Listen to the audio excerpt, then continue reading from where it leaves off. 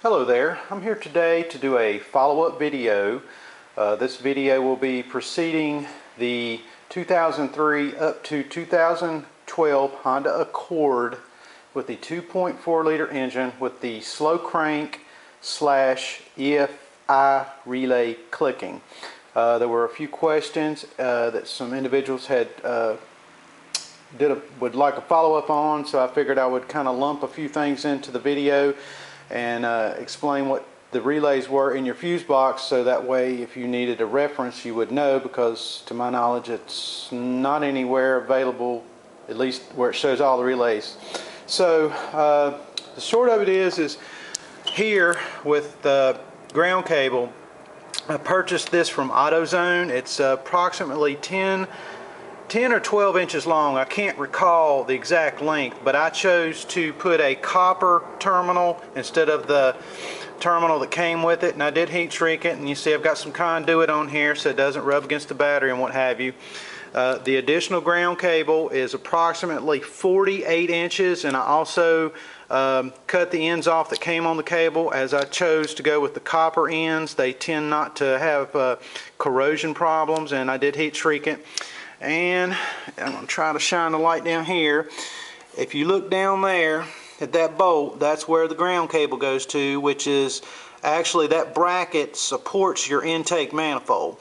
So basically I just ran that cable, I'll try to show you the best I can, and just looped it so that it wasn't rubbing against anything. And it's obviously got conduit from the beginning of the cable to where it goes down to the block, and it's zip tied in a couple places to keep it out of the way. I'm going to step in the car now and we'll go over a few details of the relays in the vehicle so that you know what they're for. I'm going to try to get positioned here, so bear with me for a minute, and I will do my best to tell you what these are. On the top of your relays here, this relay here is your ignition coil relay. The center relay, which is the relay that I had to replace in this vehicle because it was clicking as the car was cranking, that is your PGM fuel injection main relay. That's your #1 relay. The last relay on the top is your accessory power socket. That's basically the ACC spot on your ignition key. So like once you go to turn it, it's just before the run position. Ironically, because the starter solenoid had a dead spot, I was trying to crank the car and it got it hot, and it eventually did make it start clicking when I'd go to crank it, and I had to replace this. This part from Napa is just under $8. Okay, on the bottom level here, this is your PGM fuel injection main #2. This does your fuel pump. The center relay here is your power window relay. Controls all your power windows, pretty obvious. Relay next to it is your air to fuel sensor relay. And the last relay in this is your starter cut relay.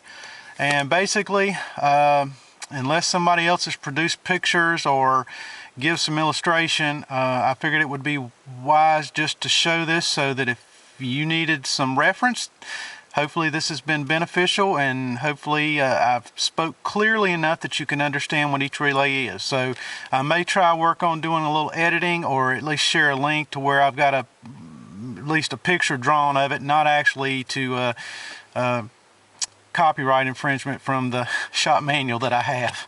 So let me get up out of the car here and do my last little demonstration piece, and we'll be finished. Okay, now I had an individual that wanted to hear my vehicle crank, and this car has had the remanufactured starter installed in it, and obviously you know that I've done the 2 relays that I had to replace as a result of the problems I had. So basically the car still starts just as good since I put the new remanufactured starter in it.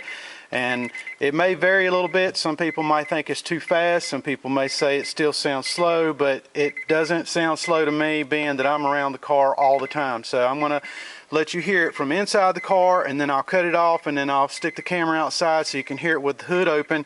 That way you can see what I would consider what your car should sound like when it cranks, when the battery's properly charged and you're not having any starter issues like we were having. So here we go.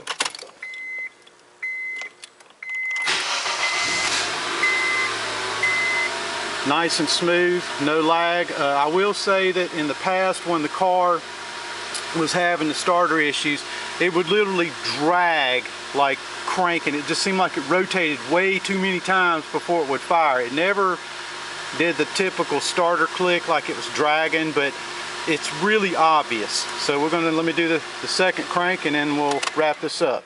I'm gonna put the camera outside the vehicle a little bit here. I'll be holding it, but just so you can hear it a little better. My mistake.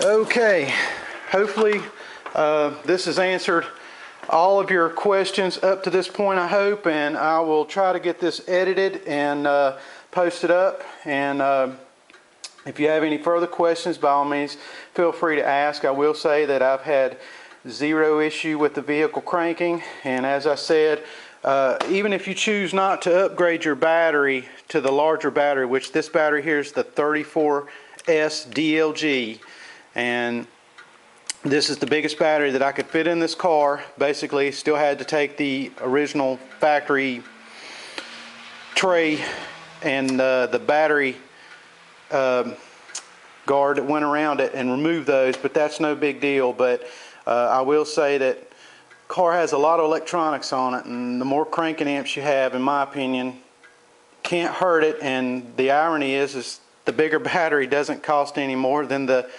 recommended OEM from AutoZone or pretty much anywhere else. So thanks a lot and have a good day.